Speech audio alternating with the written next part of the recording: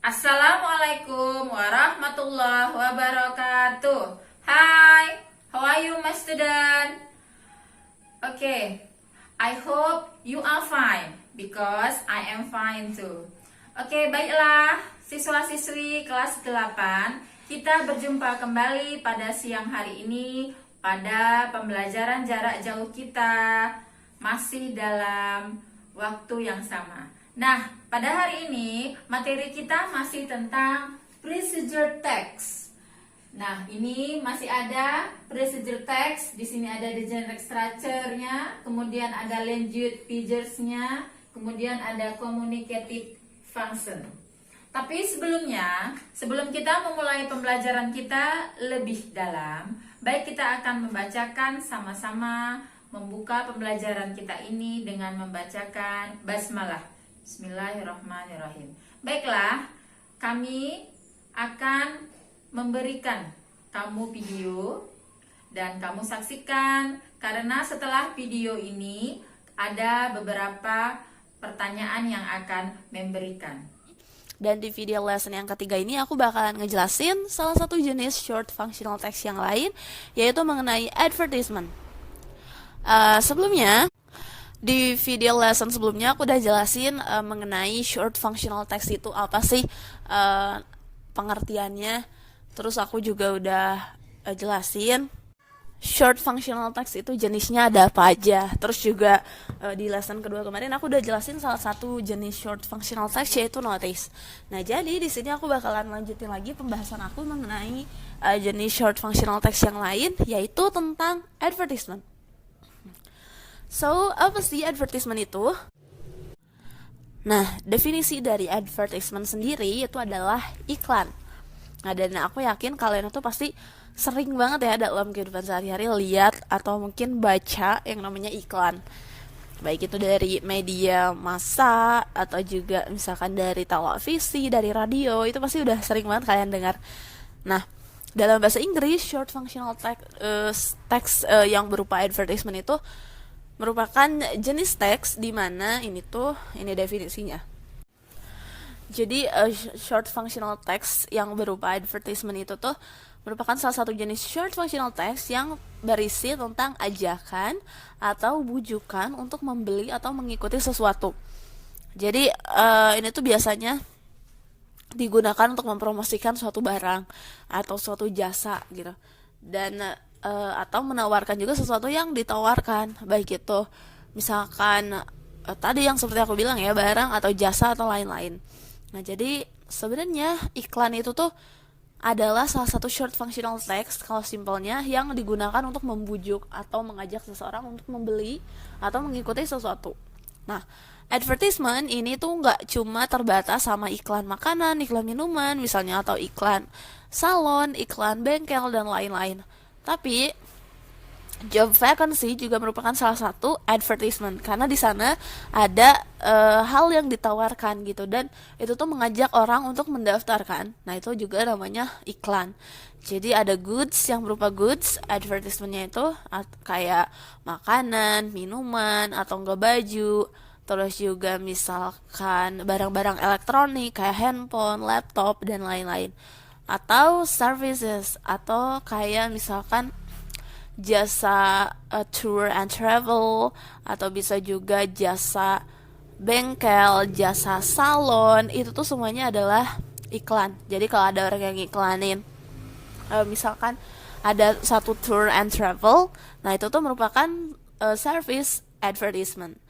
Nah, setelah itu yang terakhir ada job vacancy. Job vacancy ini tuh lamaran atau lowongan kerja ya, lowongan kerja. Jadi ngajak seseorang itu untuk daftar. Nah, itu masih tergolong advertisement juga.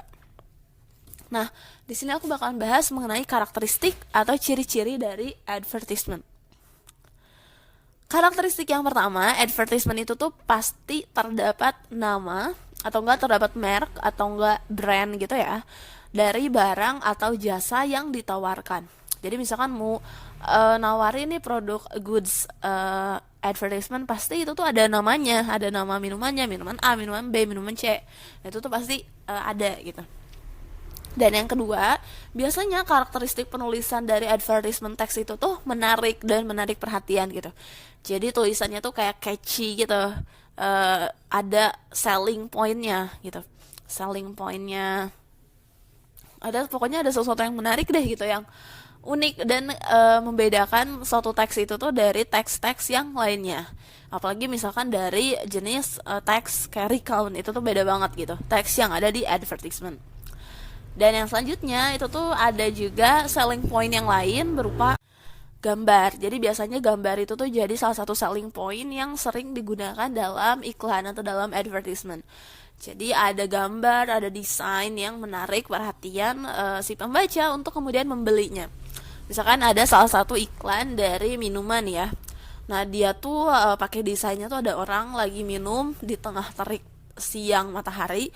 Nah, itu tuh jadi selling point gitu, karena di situ pembaca yang lihat itu pasti jadi haus juga kan gitu, dan akhirnya beli minuman itu. Nah, itu yang unik gitu dari iklan. Gak mungkin kan iklan tuh kayak bener-bener polos disediakan ini nih, enggak. Itu tuh lebih ke kayak notice ya. Tapi kalau advertisement itu lebih menarik, baik itu dari kata-katanya atau juga dari pemilihan warna, pemilihan kayak grafik kayak gitunya ya, visualnya itu tuh lebih menarik.